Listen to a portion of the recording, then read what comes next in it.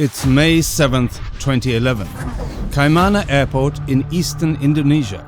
On the ground, it looks like a normal day. But up in the sky, Merpati Nusantara Flight 8968 is fighting a battle that it can't win. Rain pours, thick clouds surround the aircraft and visibility is almost zero. Without modern landing aids, the crew must rely solely on their instincts. Inside the cockpit, tension rises as alarms warn of dangerous terrain ahead. Every moment brings them closer to disaster. The lives of 25 people are now in the hands of the pilots. Will they find the runway in time, or will this flight end in tragedy? Let's find out. This is the story of Merpati Nusantara Flight 8968.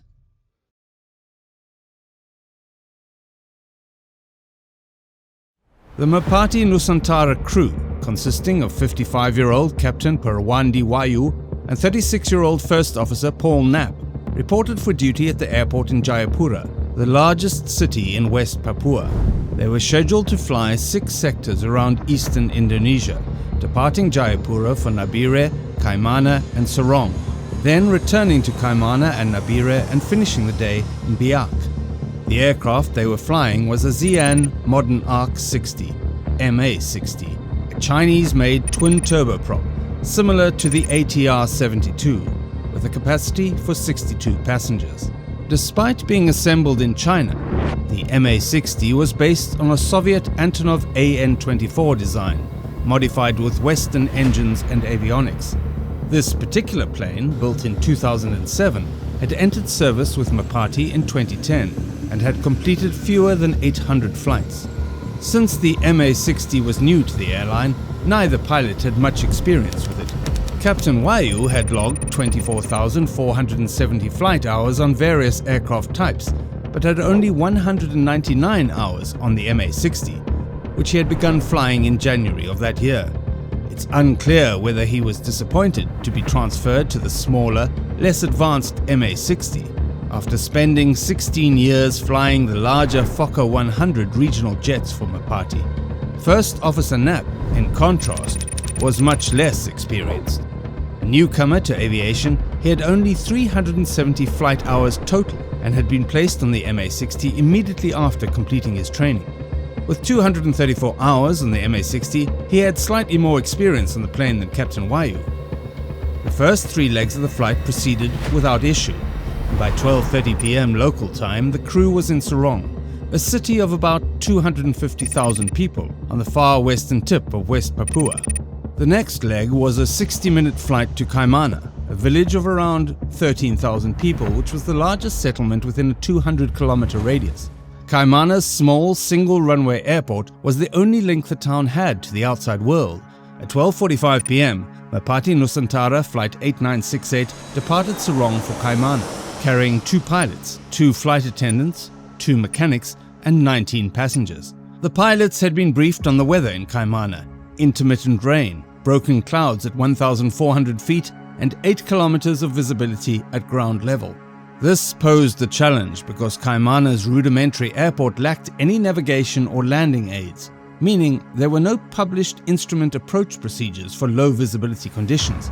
The only option for landing was a visual approach, where the pilot must spot the runway and manually align the plane. However, the minimum requirements for a visual approach were 5 kilometers of visibility and a cloud base of at least 1,500 feet, conditions that were not met when Flight 8968 left Sorong. After cruising at 15,500 feet, Flight 8968 was cleared to descend into Kaimana, entering uncontrolled airspace, where the pilots had full discretion. Although Kaimana Airport had a control tower, it was staffed by an AFIS officer who could only provide advisory information, not direct instructions. By this time, the weather had worsened, with rain clouds and reduced visibility now down to 3 kilometers. Captain Wayu, managing the radio while First Officer Knapp flew, asked the AFIS officer for advice on which end of the runway had better visibility. The officer suggested the south end, so Wayu ordered Knapp to fly south and approach runway 01, passing over Kaimana Bay. As they flew past the airport, the clouds closed in. Knapp, concerned about being too far out, asked Wayu if he should turn to line up with the runway, despite not being able to see it. Wayu instructed him to keep flying south until they found a clear spot, but less than 30 seconds later they began the base turn, with Wayu lowering the landing gear and extending the flaps, preparing for landing. Captain Wayu had doubts about completing the approach as soon as the turn began, given the poor visibility. Hoping for better conditions, he called the AFIS officer again and learned that visibility had dropped to 2 kilometers with rain over the runway, although the final approach was still visible from the tower. Shortly after, First Officer Knapp reported seeing the island through a gap in the clouds. Despite still not seeing the runway, this gave Wayu enough confidence to proceed, even though visibility was below the legal minimum for visual approach. Aware of the risk, Wayu showed signs of stress, mistakenly announcing flaps 25, a non-existent setting on the MA60. Knapp continued the approach, flying toward the only visible part of the island, the headland southeast of the runway.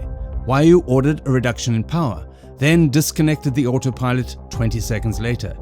At this point, Wayu, who had flown to Kaimana many times, took control from Knapp without explanation, despite the dangers of doing so close to landing.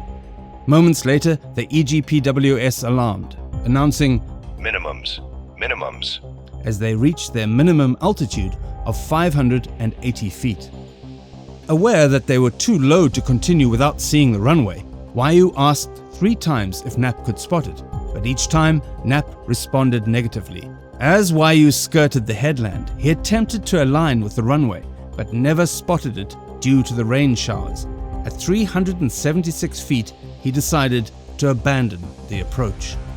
Pushing the throttle forward with one hand and pulling the nose up with the other, Flight 8968 began to climb. Knowing the terrain to the right, he sharply turned left to head out over the bay.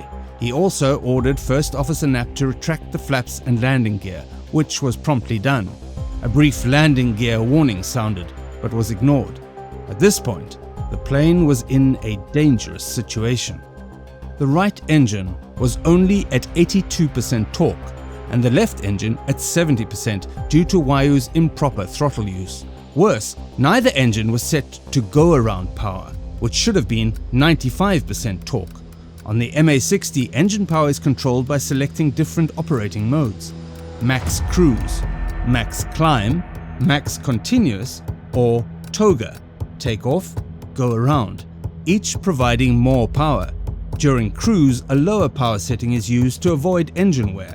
But during approach, the toga button should have been pressed to ensure maximum power was available for a go-around. Neither pilot had done so, leaving the engines operating in the lower cruise mode. When Wayu initiated the go-around without applying go-around power, the plane lost airspeed rapidly, dropping from 155 knots to 125 knots. Simultaneously, the flaps were retracted to 0 degrees, causing a further loss of lift. This was worsened by Wayu's steep left turn, which reached 38 degrees outside normal limits, but not enough to trigger a bank angle warning. The combination of low speed, the steep turn, and the premature flap retraction left the plane unable to maintain lift and climb. With the plane still banked steeply, the nose dropped, and the aircraft began to descend from a peak altitude of 585 feet.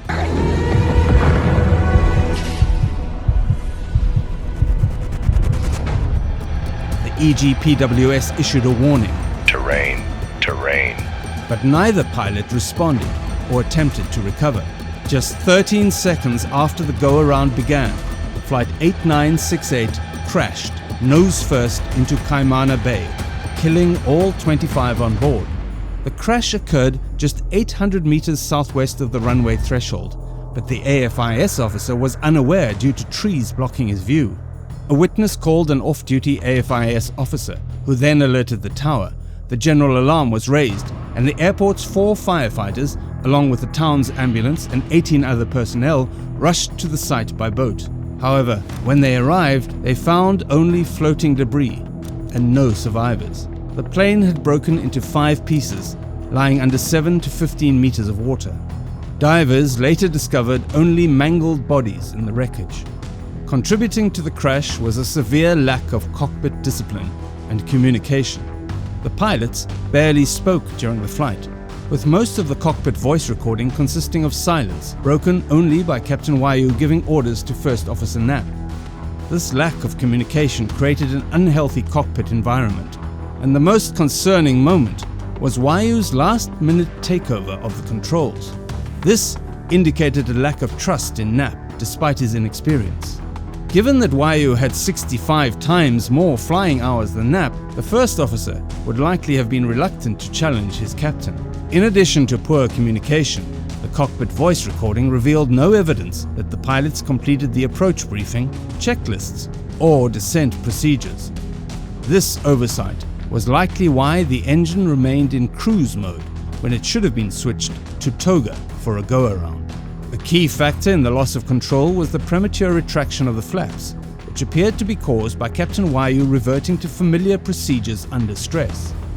On the Xi'an MA60, the proper procedure for a go-around calls for flap retraction only after reaching a stable speed of at least 135 knots and an altitude of 400 feet, conditions that were not met when Wayu ordered flaps up. However, on the Fokker 100, a plane Wayu had flown for over 16 years, it was standard procedure to retract the flaps immediately during a go-around. Investigators believe that under stress, Wayu reverted to these familiar procedures, a theory further supported by his earlier call for flaps 25, a setting on the Fokker 100, but not the MA60. This type of reversion is often seen in pilots with insufficiently rigorous training. The KNKT did not deeply investigate the quality of the flight crew's training, though it noted that the pilots had not undergone required EGPWS response training. Investigators also found that the training conducted in China with interpreters could have led to poor retention of information. While the KNKT did not comment on the effectiveness of the training, the evidence suggests that the pilots were not adequately trained to operate the MA60, as they failed to follow standard procedures for the aircraft. The investigation into the crash of Merpati Nusantara Airlines Flight 8968 failed to address many of the most troubling issues, and its recommendations offered little to improve safety. Major accidents continue to occur in West Papua, such as the 2015 crash of Trigana Air Flight 267, which exhibited many of the same deficiencies. While overall safety is improving, Trigana Air has since become the country's most dangerous major airline, following in Merpati's footsteps. Corruption remains a persistent threat to safety, and perhaps the most important lesson from this crash is that using a state-owned airline as a testing ground for questionable aircraft and leveraging Chinese loan money is not a reliable approach to ensuring passenger safety.